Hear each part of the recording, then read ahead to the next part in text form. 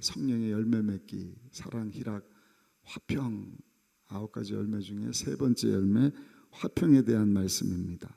존 스타인백의 진주라고 하는 글이 있는데 그 글을 보면 평화를 갈망하는 우리 인간의 모습을 잘 설명을 해줍니다.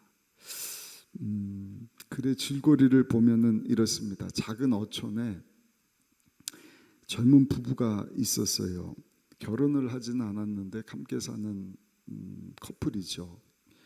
키노 주아나라고 하는 사람인데 이 어촌에서 진주잡이를 합니다.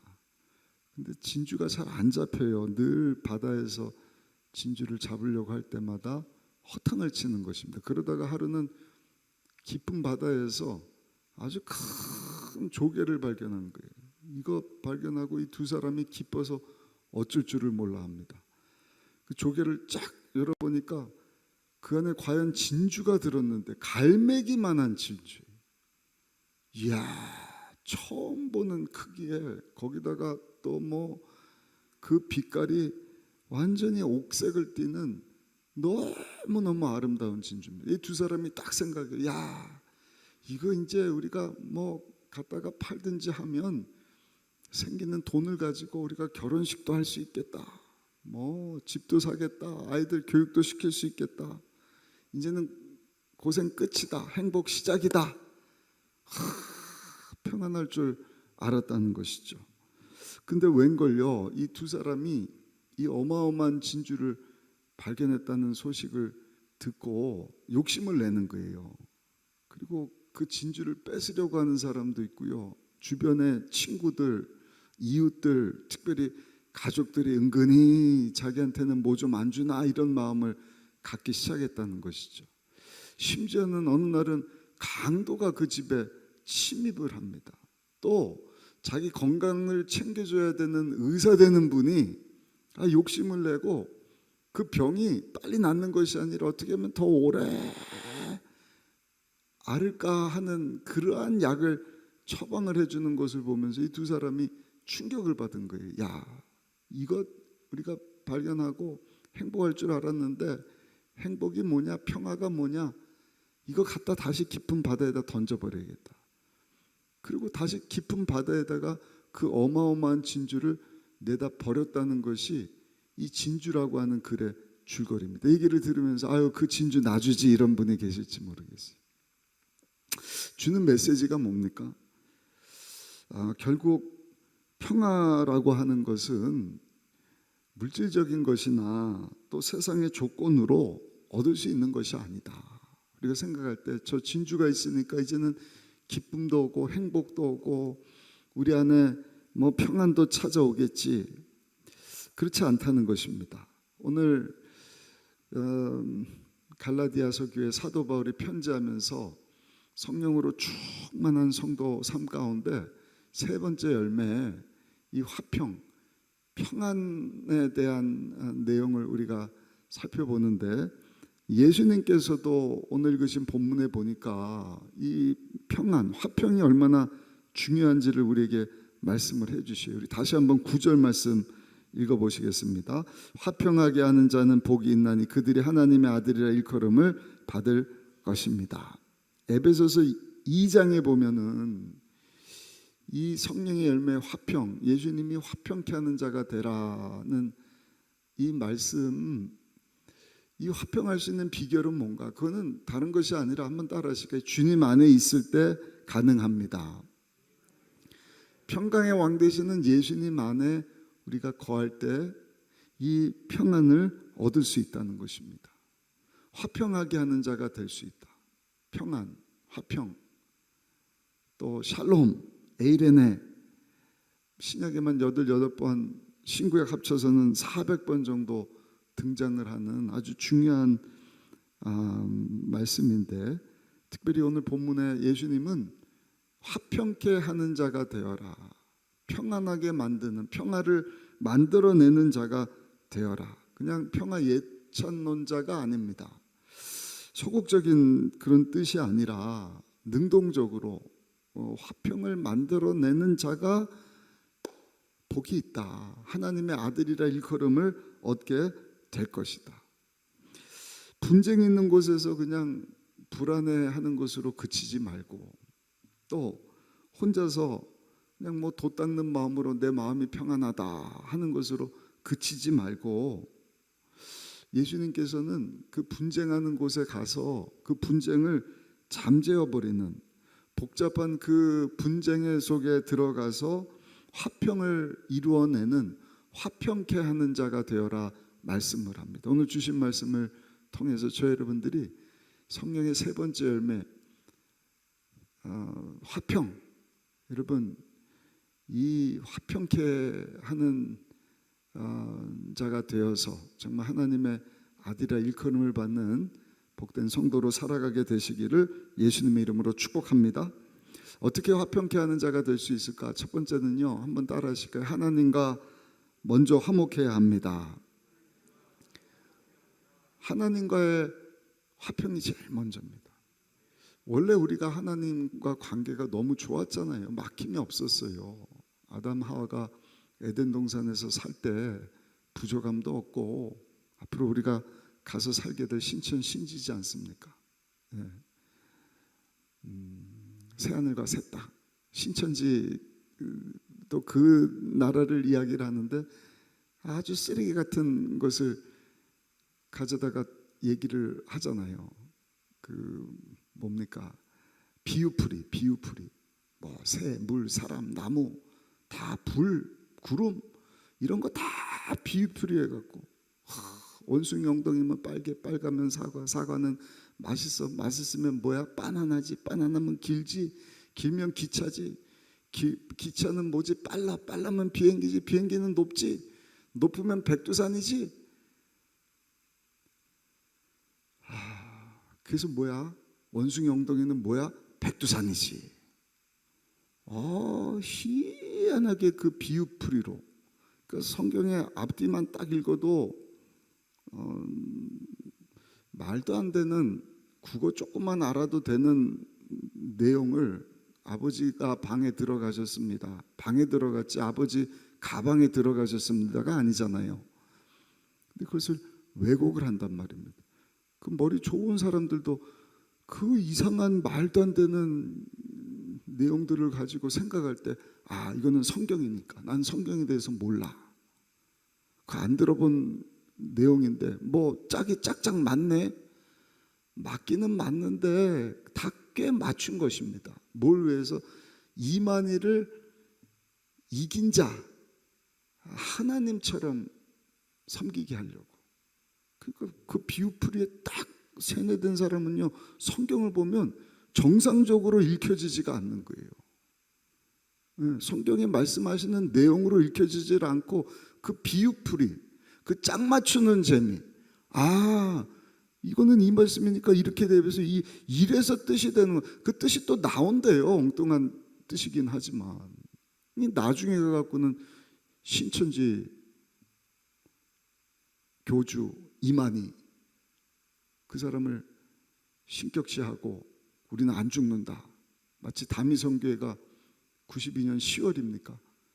뭐 10월 28일 12시에 막 그냥 재림의 때는 천사도 아들도 모르고 하나님도 모른다 그랬는데, 이장님 씨한테 싹 쏘가 넘어가갖고 그냥 정신 나간 거죠. 정신 나갔어요. 안 죽는데요. 저 과천이 그냥 신천 신지가 돼갖고 영원히 거기서 내가 군림하면서 살아야 되니까 뭐 집도 팔고 학교도 안 가고, 너무 그냥 속이 상해갖고 오늘 화평케 하는 자가 복이 있다는 말씀을 전하다가 딴 데로 새나갔지만, 우리 성도 중에 한 사람도 신천지에 빠지는 자 없게 되기를 예수님의 이름으로 축원합니다. 그 신천지에 빠지면 안 되지만 성경이 말씀하시는 새하늘과 새 땅, 하나님의 나라는 우리가 다 들어가야죠. 하나님과 화목해야 돼요. 하나님과 화목하는 비결은 평강의 왕 되시는 예수님, 우리의 죄 문제를 해결하시기 위하여 우리 대신 죄 없는 몸을 찢어주신 죄 없는 피를 흘려주신 그 예수님을 믿음으로 죄사함 받고 하나님과 화목하게 되는 줄로 믿습니다. 하나님과 화평을 이룬 자가 여러분 복된 사람이라는 것입니다. 그런 사람이 복된 사람일 뿐만 아니라 그런 나라가 복된 나라예요. 우리나라도 보세요. 가난하고 뭐 힘들고 어려운 그런 나라였지만 예수님을 받아들이고 하나님과 화평하게 되니 심령이 살고 가정이 살고 나라가 살고 정말 신기한 일입니다. 어떻게 이 작은 나라가 무슨 지하자원이 있는 것도 아닌데 어떻게 250개 나라 중에서 10번째 안에 드는 그런 경제 강대국이 됐을 수 있을까? 반대로 하나님과 화평하지 못한 나라는요 참 어렵게 되는 것을 봅니다. 뭐 일례로 소련 같은 나라 오늘 뭐 디폴트 들어가느냐 마느냐 빚이 뭐 1,000억을 갚아야 되는데 1,000억 때문에 나라가 지금 망하게 생긴 것 아닙니까? 1000년을 잘 살았지만 하나님을 떠나버리니 러시아 같은 나라도 그냥 곤두박질을 치는 것입니다. 저 북한의 평양도 마찬가지예요. 평화의 도시라 해서 평양이지 않습니까? 그 평안 남북도의 교회가 얼마나 많았는지 남한의 모든 교회보다 평안도에 있었던 교회들이 더 많았다 그래요. 그 지금도 가면은 부흥로라고 길이 이름이 부흥로가 있다고 할 정도로 주일날 다 주일 성수하느라고 장사가 안 돼 갖고요. 주일날은 아예 그냥 가게 문을 닫았다 그래요. 그러나 하나님과 화목하지 못하니 평양이 교회가 사라지게 된 공산주의가 그냥 2,700만을 힘들게 합니다. 얼마나 안타까운지. 그러니까 돈이 평안을 가져다 주는 게 아닙니다. 돈 가지고 뭐 하는 거예요? 술집 가고, 돈 가지고 미사일 만들고, 돈 가지고 죄 짓고. 그래서 이사야서 1장에 보면 하나님께서 말씀하시기를 오라 너희가 하나님을 즐겨 순종하면 땅의 아름다운 소산을 먹을 것이요 너희가 거절하여 배반하면 칼에 삼키우리라 야훼 입의 말씀이니라. 항상 저 여러분들은 먼저 예수님 통하여서 하나님과 화목하게 되는 삶을 살게 되시기를 예수님 이름으로 축복합니다. 두 번째는요, 내 자신이 내 자신과 화목할 수 있어야 돼요.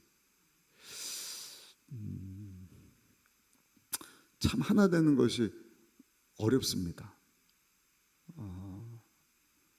생각해 보면은요 다 다르거든요. 부부끼리도 다릅니다. 좋을 땐 좋지만 또 안 맞을 때는 서로 다투기도 하지 않습니까? 근데 나 혼자 있으면 평안할까? 그렇지 않다는 거예요.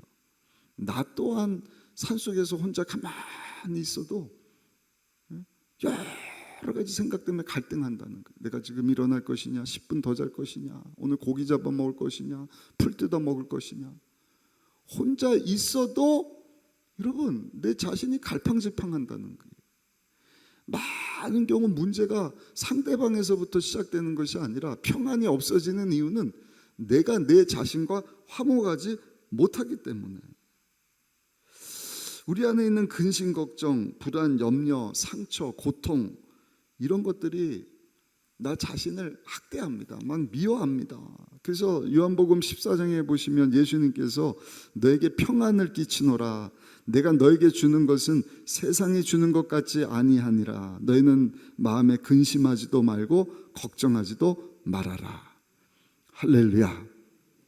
오늘 새벽을 깨운 저 여러분들 우리 예수님 안에서 하나님과 화목할 수 있으시기를 바랍니다. 그리고 내 자신이 정말 예수님 안에서 평안을 누릴 수 있어야 돼요. 주여 내 마음 가운데 먼저 평강의 왕 되시는 예수님으로 인하여서 평안을 누리게 하여 주옵소서. 그리고 나서 이웃과도 화평해야 합니다. 교회 안에서도 이 화평이 성도들 간에 깨지는 것을 봐요. 죽이고 도적질 시키는, 멸망시키는 사탄의 전략이지 않습니까? 그 존 버년이라고 하는 우리 철로역정을 쓴 분이 이런 안타까운 얘기를 했어요. 이상하다, 이해할 수 없는 것이 하나 있는데 마귀와 더불어 대적해야 할 교회가, 성도들이 세상에 자기네들끼리 싸우는구나. 아니 세상과 마귀와 하나님 기뻐하시지 않는 것들과 싸워야 되는 교회와 성도들이 자기네들끼리 싸우고 있다. 서로 싸우면 어떻게 되는 거예요? 다 손해예요. 나도 손해고 상대방만 손해가 아니라 결국에는 나에게도 해를 가져오는 것 아닙니까? 어떤 여인이 수도사를 찾아왔어요. 수도사님, 남편과 다툼 때문에 제가 살 수가 없습니다. 그 수도사가 물병에 물이 담긴 것을 딱 주면서 그러더래요. 다음부터는 남편과 싸우기 전에 이 물 한 모금 딱 마시면 싸우지 않을 겁니다. 그래요? 알겠습니다. 감사합니다. 그 물병 가져다가 놓고 남편하고 또 막 싸우려고 하는데 수도사님이 준 물병이 생각나갖고요. 그 물병 물을 한 모금을 꿀꺽 마셨대요. 근데 희한하게 마음이 평안해지면서 남편하고 싸움을 안 하게 되더라는 것이죠. 이게 한두 번에 여러 번을 겪었어요. 그 신비한 물이다. 그 수도사를 찾아가고 수도사님 말씀하신 대로 했더니 진짜 제가 남편하고 싸운 것을 멈추게 됐습니다. 희한한 물인데 이 물이 도대체 뭡니까? 수도사님이 그러더래요. 그거예요. 평범한 물입니다. 다만 침묵이 신비로울 뿐입니다. 침묵. 물을 마시고 잠시 침묵하는 그것 때문에 남편과 다툼을 멈추게 되었다. 여러분, 우리가 성령으로 충만해서 성령의 열매인 화평을 많이 맺는 삶 살게 되시기를 예수님 이름으로 축복합니다. 하나님과 화평하고 나 자신이 화평할 수 있어야 되고 이웃과 화평해야 돼. 어떻게? 침묵함으로. 때로는 말을 아끼는 것이 화평케 하는 비결이죠. 또 한 가지는 뭐지요? 상대방을 용납해 주는 것입니다. 더 귀한 사람으로 여겨주는 것입니다.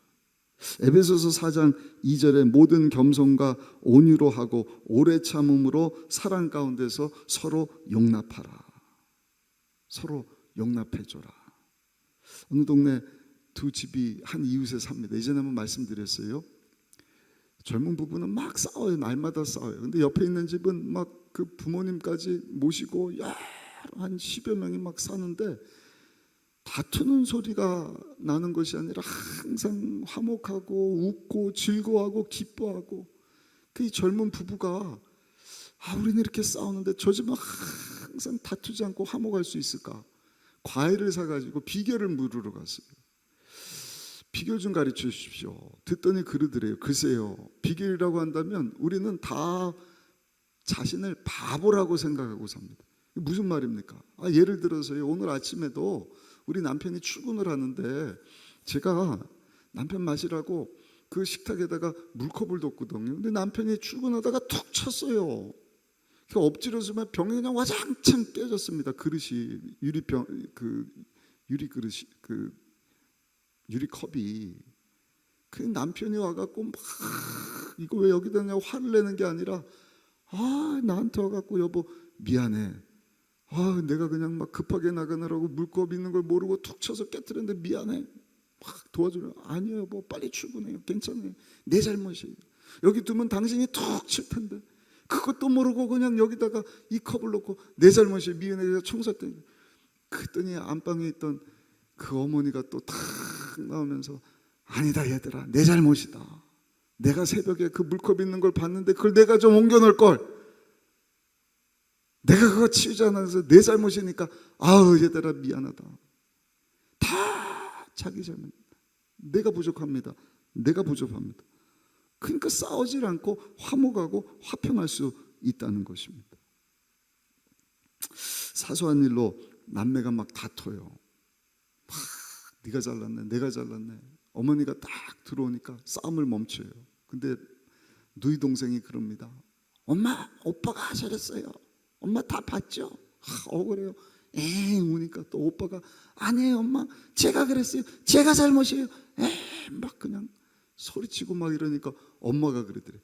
이 녀석아, 엄마가 원하는 건 누가 옳고 잘못을 따지는 게 아니라 니네들이 싸우지 않고 다투지 않고 화목하는 거 보기를 원한다. 그게 꼭 하나님이 교회와 성도들을 향한 심정이라는 것입니다. 네가 잘났네, 내가 똑똑하네, 내가 말하는 게 좋고 너는 틀렸다. 막 정죄하고 나 아니면 안 되고 아닌 척하면서 내가 우쭐하고 하나님 영광까지 가로채는 그런 모습이 아니라 때로는 침묵하면서 아니 나는 바보예요. 나는 몰라요. 그게 좋은 것 같습니다. 우리 그렇게 한번 해볼까요?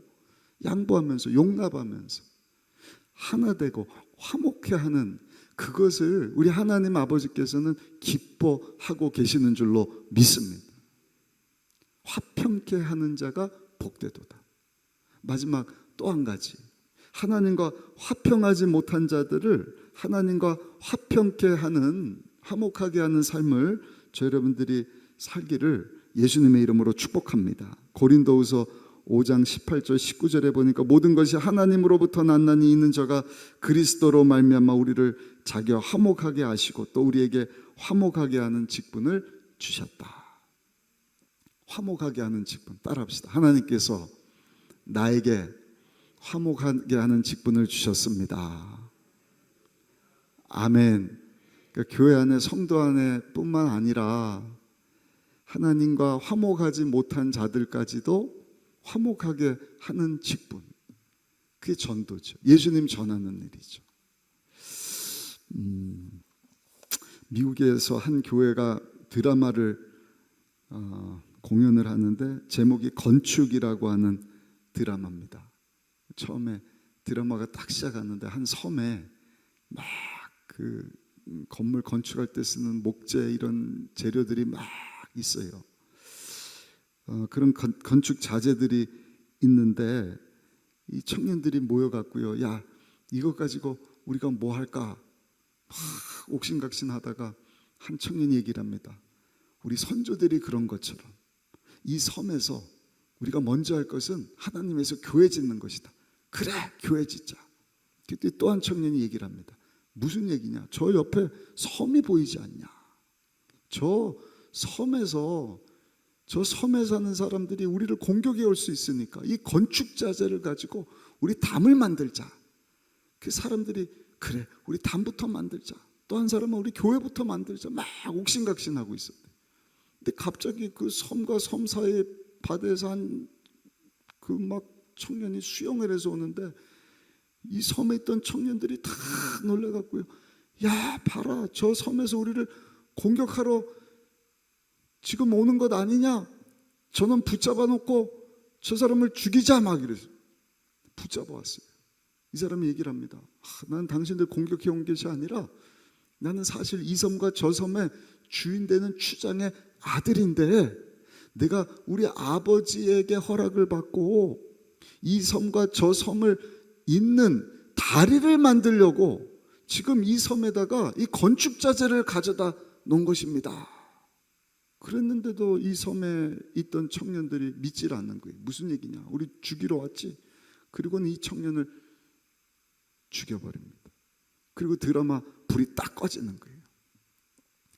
그러고 나서 추장 아들이 죽어가며 남긴 유언적 멘트가 반복이 됩니다. 나는 다리를 놓고자 했는데 당신들은 담을 쌓았습니다. 나는 다리를 놓고자 했는데 당신들은 담을 쌓았습니다. 그 추장의 아들이 누군가? 바로 하나님과 우리 사이를 이어주기 위하여서 죄가 없으신데 육을 입고 우리 가운데 찾아오신 예수님이신 줄로 믿습니다. 예수님은 하나님의 아들로 우리가 하나님과 화목할 수 없을 때 우리가 하나님께로 나아갈 수 있는, 화목할 수 있는 다리를 놓아주시려고 몸을 찢고 피를 흘려 우리 가운데 오셨어요. 왜 그걸 모르고 그 예수님을 십자가에 못 박아 죽이지 않았습니까? 하나님이 원하시는 것은 우리가 하나님께로 나아가는 것입니다. 하나님과 화목하는 것입니다. 하나님과 화목하지 못한 자들을 예수님을 알게 하고 믿게 하여서 그들로 하여금 영생을 얻도록 하는 일인데, 이렇게 보면은 우리가 그 일은 하지 아니하고 담 쌓는 일을 하고 있어요. 내가 옳다, 내가 옳다. 아니요, 오늘 주신 말씀을 붙잡고 하나님, 내가 성령으로 충만하여 화평의 열매를 많이 맺게 하여 주셔서 우리 예수님께서 화평케 하는 자가 복이 있다 말씀하셨는데, 내가 하나님과 화평하는 자가 되게 하여 주옵소서.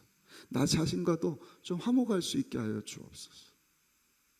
우리 이웃과 교회 안에서도 그런 분 안 계시겠지만 다투지 않았으면 좋겠어요. 왜 다툽니까? 교회 간에도 그렇고, 죄송한 얘기지만 부끄러운 얘기기도 하고, 목사님들끼리도 막 다투, 아무것도 아닌 것까지. 그렇게 해서 어떻게 하나님과 화목하지 못한 자들을 하나님과 화목하도록 화평케 하는 자가 될 수가 있겠습니까? 주여, 성령으로 충만하여 화평의 열매가 나의 삶 가운데 주렁주렁 맺혀 화평케 하는 삶을 살게 하여 주옵시고, 하나님의 아들이라 일컬음을 받는 나의 남은 삶이 되게 하여 주옵소서. 기도할 수 있는 이 아침 되시기를 예수님 이름으로 축원합니다.